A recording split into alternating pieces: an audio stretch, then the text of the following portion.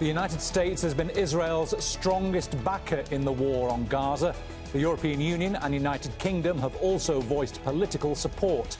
As more Palestinians are killed and the humanitarian situation worsens, where do Russia, China and India stand? This is Inside Story.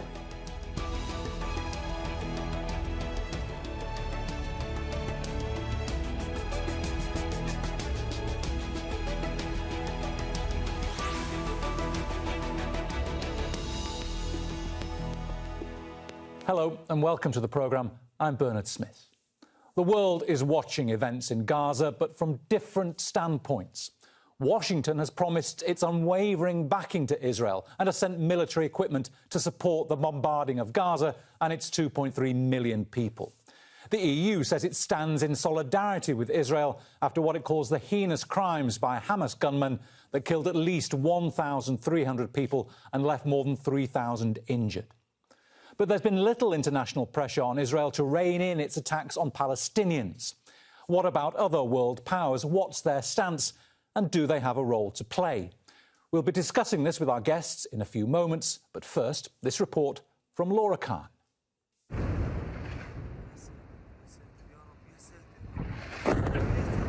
The war in Gaza has polarised world opinion. Strong support for Israel in the West, but a different picture elsewhere.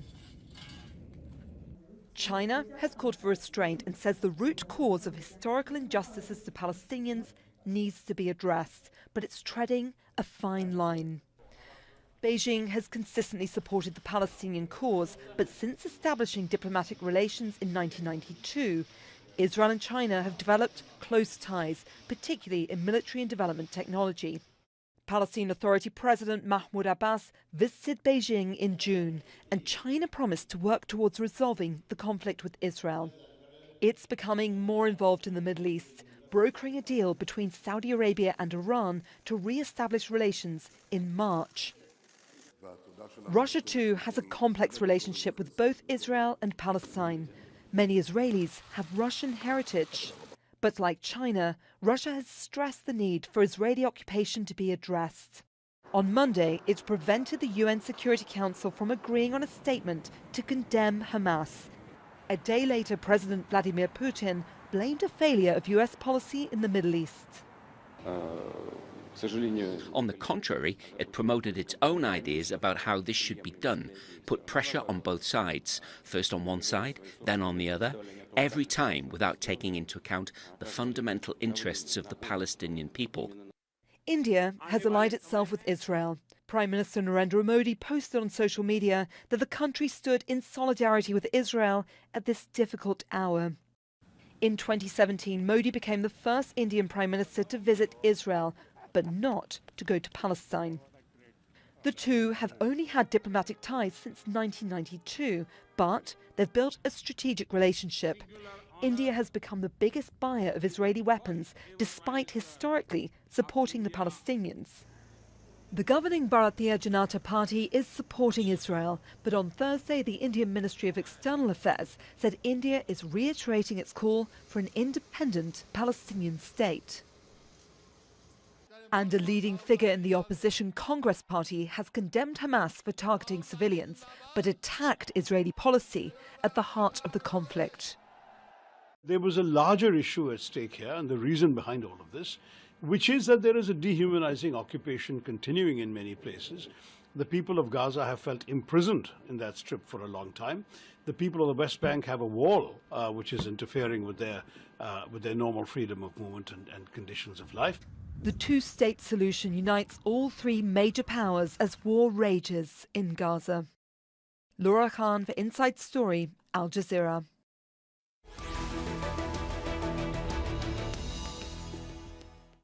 Let's bring in our guests. In Moscow, Pavel Felgenhauer is an independent Russian foreign policy analyst. In Beijing, we're joined by Einar Tangen, a senior fellow at the Tahi Institute, a Chinese think tank.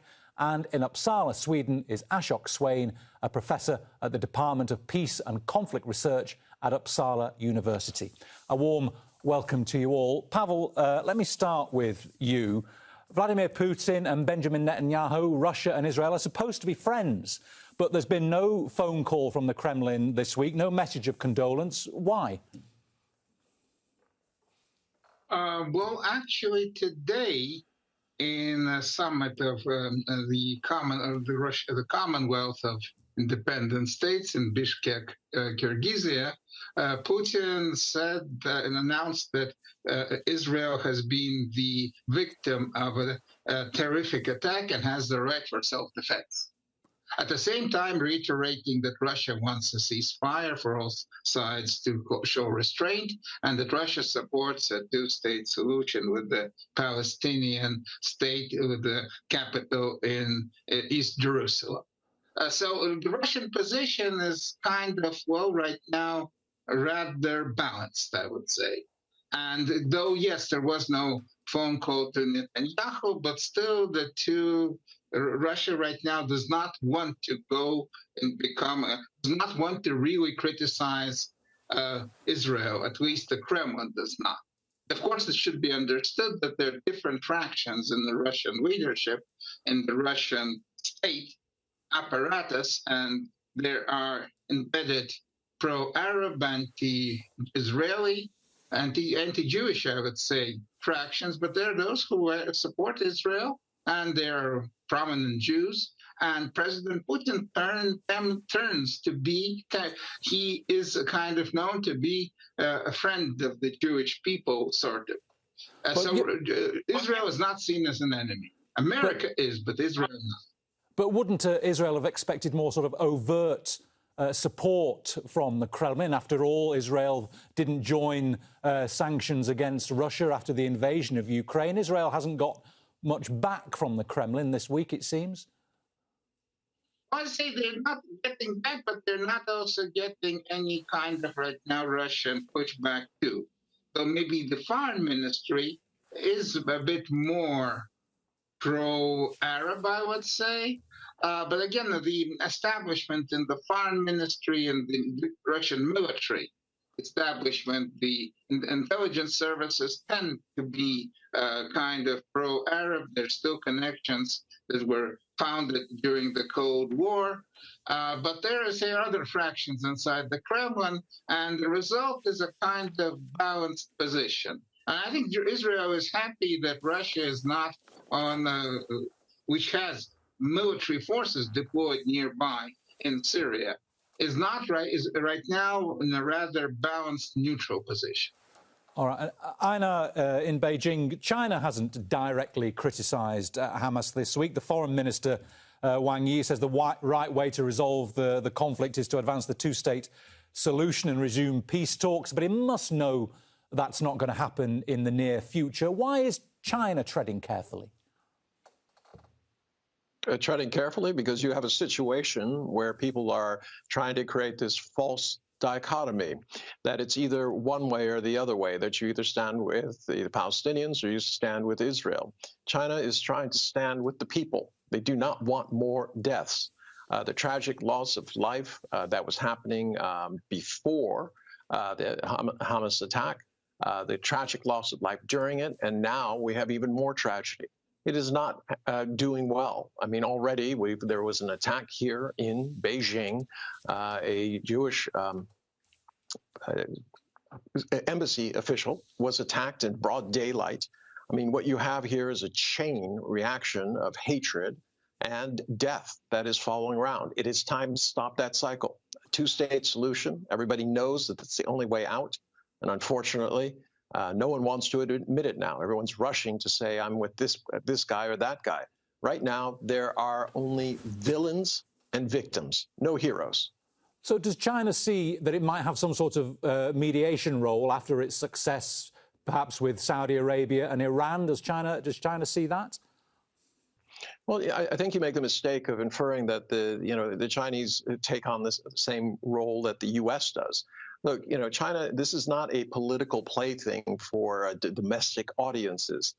China is more than happy to be a part of any peaceful resolution. They'd be happy to have the U.S., Russia, anybody who could stop this carnage. You have 2 million people there, 1 million children. How is this going to work? all right, adding more tragedy.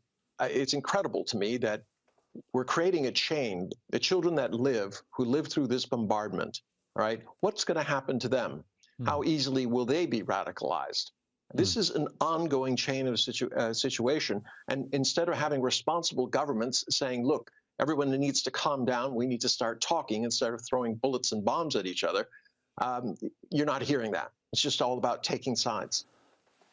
Ashok, the government in India has been more vocal in its support of Israel's Narendra Modi saying we stand in solidarity with Israel. But this is from the country that was the first non-Arab country to recognise the PLO and then the state of then the Palestinian state. What has changed in India with Modi?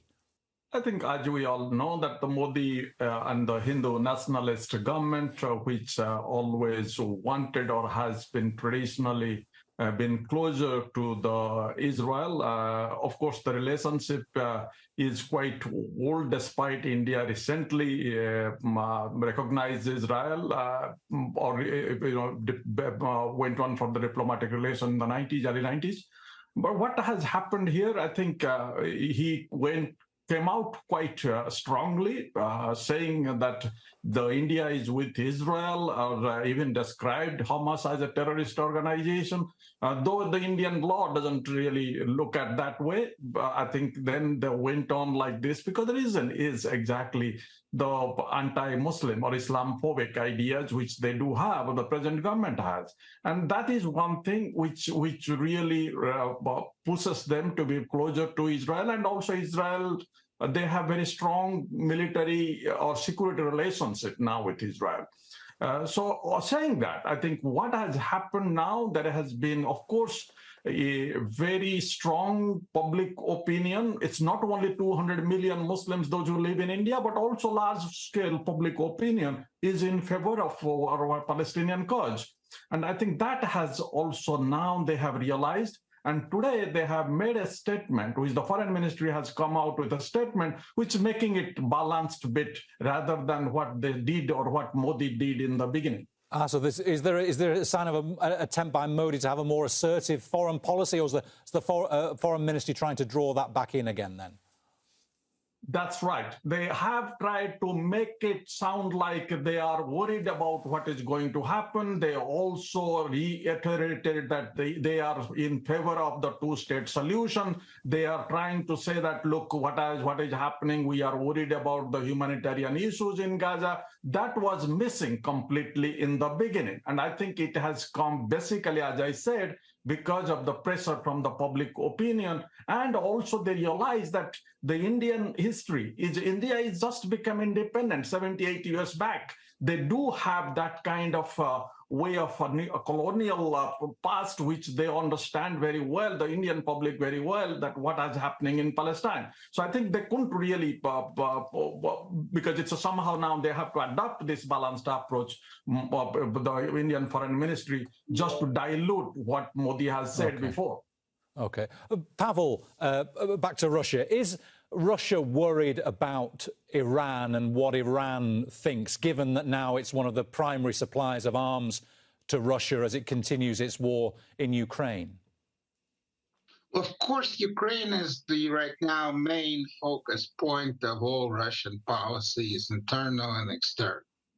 And Iran has been supportive of it, and there's been increasingly close ties between Moscow and Tehran, and Russia would not want to really get on the wrong side of the Iranians. So yes, there's that Russian policies in the Middle East Russia will tread very, very carefully, not to worsen relations with Israel, not to worsen relations with Iran at the same time, and keeping in mind all the time that the main enemy is the United States. So if the United States becomes more closely involved in what's happening in the Middle East, or even becomes involved militarily, that's where Russia will be a very important red line. And also if there's any threat to the Russian ally, the regime of Assad in Damascus, and of course Russia has a military presence in Syria, then Russia could actually become maybe even militarily involved though right now that seems remote. So there are possibilities for the Russian position to change, because being a friend of Iran and being at the same time a friend of Israel but an enemy of America is a very precarious position to have. I mean, it's it's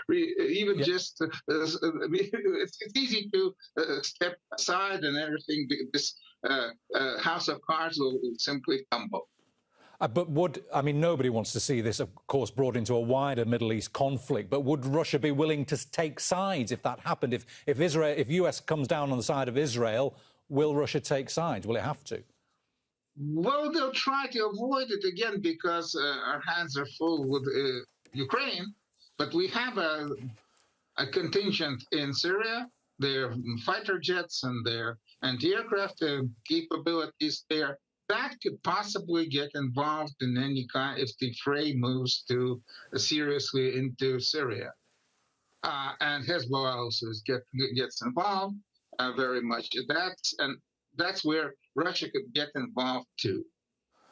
And Einar, touching on Iran again for China, how high are the stakes for China if this conflict broadens out in the Middle East? It took 87% of Iran's oil exports in the last couple of years. It, in fact, takes more oil from the Middle East than the US does. So there's a lot at stake, is there, for China? Well, there's a lot of stake in terms of energy, but quite frankly, China's position is it's not going to get involved in anything militarily. There are no alliances. No. What they're going to continue to do is call for peace and talks, because it's the only rational thing you can do. Bullets and bombs and killing children is not going to end this, tragedy that's been going on for these many years. So at this point, China is not in a position to even act militarily. The closest thing they have is Djibouti, and that is just a resupply station for anti-piracy. So there's no question about any kind of military involvement. In terms of Iran, Iran has their own position on this. They obviously back Hezbollah, which backs the Gazan entities there that attacked Hamas. The real danger here is that, I was on a show where you had an American, a Brit, and an Israeli saying that peace at any cost. And they were talking about moving everybody out of Gaza. I don't know how you marshal, 1.4 million people out of there. And they said, but with no sense of the consequences of what that would mean down the road. And this could lead to a war in Syria because... Well, I was just going to say, what I mean is there more at stake for China than there is, say, for the US in the Middle East because of China's much greater reliance on energy from the Middle East than the US. The US can back Israel, as it has done unequivocally, without pulling Israel back. But China has more at stake. Well, it does, but the U.S. would not go unscathed. Right now, it's concerned about inflation. The global oil prices are already spiking. You're already starting to see spikes also in fertilizers. This is going to lead to more inflation in the U.S. That is not going to be welcome. They might get a little bit of bump out of selling excess oil across the seas. But this is a global issue. We've had two now. We have Ukraine, and now we have Israel. These are undermining the very basic structure of our economy, which is about a global supply system where demand creates jobs and opportunities. And right now, none of that is happening. OK. Ashok, you've written that you've thought it might be better for India to take a more neutral stance. But isn't there more in this for India to back Israel in terms of defence, in terms of trade and defence and security cooperation? There's a lot of significant ties there for India. Yeah, but I think India is not Russia or China. India is India. And I think we know that India has limitations also on the security front, but or how it can be engaged militarily, but it has other strength, which you could have. That's why I thought that it should be better that it keeps a neutral stance. India, despite its, or particularly the Modi regime, despite its increased or the improved relationship with Israel or very strong bond security and military cooperation with Israel. It has also developed very strong cooperation in the Gulf countries. And this is where I think the challenge comes in, because India must realize that if this conflict lingers, this violence continues, that will be a very different place how to manage this relationship together. And I think it is also important to realize that India has a strong diaspora community, which is there, and which has also, there will be a very big divisions within the diaspora community, how they will look at this conflict.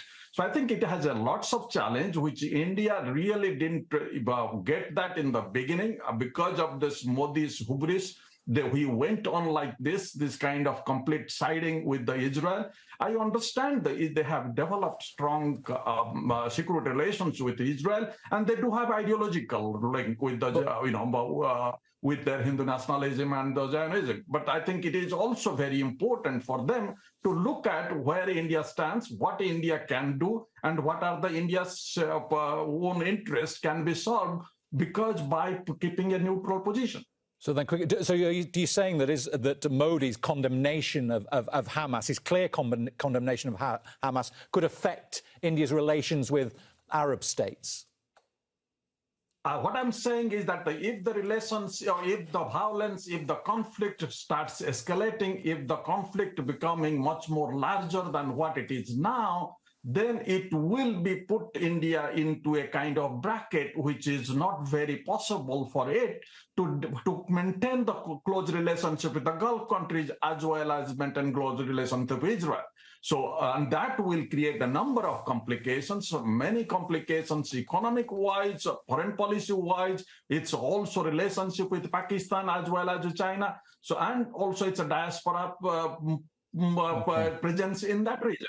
And I think that's why it is very important that India maintains a neutral position, because it has already developed a strong relationship with Israel. But India is also extremely dependent on now having a very strong relationship, or at least a working relationship with the rest of the Arab countries, particularly the Gulf. Okay. Pavel, is Russia a beneficiary for now of Washington's change of focus from Ukraine to Israel? Well, yes, that's a hope that's been expressed much in Moscow, that now the West is going to be involved in centering its efforts on the Middle East, and that means they won't have more resources or tension, actually, of the top leadership of the West on Ukraine, especially in the United States, where there's also dysfunctional right now Congress. And so there's hope that Ukraine may be left out in the cold. I don't know how that will work out, but of course right now we're going into autumn, winter, and it's the bad weather, and so most likely there's going to be some pause in the fighting in Ukrainian fronts inevitably. And while that happens, that pause happens, maybe the problems in the Middle East will at least de-escalate to some extent. But right now, yes, there's hope that this is going to work out, and maybe in Russia's favor. But I mean, in years past, Vladimir Putin might have sought ways to cooperate with Western countries, mightn't he, to broker an end to the fighting? But there's not much incentive for him to do that now, is there, I guess? Well, right now, there's simply, technically, that's practically impossible, because Russian and American diplomats are not talking to each other almost at all. I mean, they can't get together because they're not getting together. And that's, of course, a very serious problem, because communications between Moscow and Washington are almost broke down, as between Moscow and Brussels. And Beijing has tried to stay on friendly terms with the Muslim world. Does that give it an incentive to try and be a sort of a stakeholder in becoming a stabilizing force, trying to become a stabilizing force in the Middle East? Well, I think it behooves all powers in the world to try to be a stabilizing force. Who does it benefit? I mean, you've been asking questions. Does it benefit India or Russia or the U.S. or China? It doesn't. This is all negative. There's no good news here. So this idea that, this is a calculated game, no, it isn't. This is a situation that's been going on for many, many years. It finally exploded. People are horrified. more horrifying things are happening. But let's say you are a Muslim today in the world, and you're looking at this situation, and you're looking at, the U.S. and other countries demanding that you, quote, stand with Israel, or that you're some sort of war criminal. There are many people in the Middle East, Muslims, who feel very differently about this. So right now, you're creating this kind of touch point where people are going to remember how things played out. And this is not good for the world. The last thing we need is more sectarian violence. So at this juncture, yes, China is very aware that there are forces that are trying to tear the world apart. There are countries that think that bullets and bombs are the solution. They don't believe that. Ashok, Modi used to be worried about the reaction of Muslims in India. Is he bothered anymore? Has he written off their support for the national elections next year? Modi is very least interested in the Indian Muslim support, because I don't think anything, whatever he has done already for the 9.5 years, is not going to get the Muslim vote, or very little, he might. But I think, but that's Modi's most worry should be, I think, because if the conflict goes out of hand, the way situation is, it's also India is already divided. India is getting a lot of challenge, or his politics is getting a lot of challenge by not only Muslims but also other political parties and other groups. So I think he is much more worried about his election, but also this creates another challenge for him, how he will do it. But I think overall, I think we need to know that it will be India's best interest if the peace and stability comes up to that region, because it's a very important region for India, India's economic ambitions, India's foreign policy challenges. And I think he's probably, whether he understands it or not, India's foreign policy establishment has finally realized that they cannot play this, that in one-sided game in this situation. But also, as it was told before, it's extremely important to be looking at the peace and justice in the region, and which has a huge impact for the global peace and justice. And I think it's very much necessary that Modi need to really realize that, or if Modi doesn't, India should. And very, very quickly, Ashok, does India have an eye on how the US has reacted? India didn't criticise Russia's invasion of Ukraine. That frustrated the Biden administration. Does India want to signal to the US its support here? Yes, India is actually a bit more desperate now to get the US support, particularly the challenge which has come from the Canada. Canada's Prime Minister has accused India for committing a political assassination in Canada, and that really needs India support. India needs that support from the US, and I think that's what has made him desperate to get that. And of course, it has some kind of India's balancing game in Ukraine also put some kind of ideas that if they really go for a US, then that probably helps. Okay, gentlemen, we're out of time, but thanks for your perspectives. Thanks to all of our guests, to Pavel Felgenhauer, Einar Tangen and Ashok Swain. And thank you, too, for watching. You can see the programme again anytime by visiting our website, aljazeera.com. And for further discussion, go to our Facebook page. That's facebook.com/AJ Inside Story. You can also join the conversation on X. We are at AJ Inside Story. From me, Bernard Smith, and the whole team here, bye for now.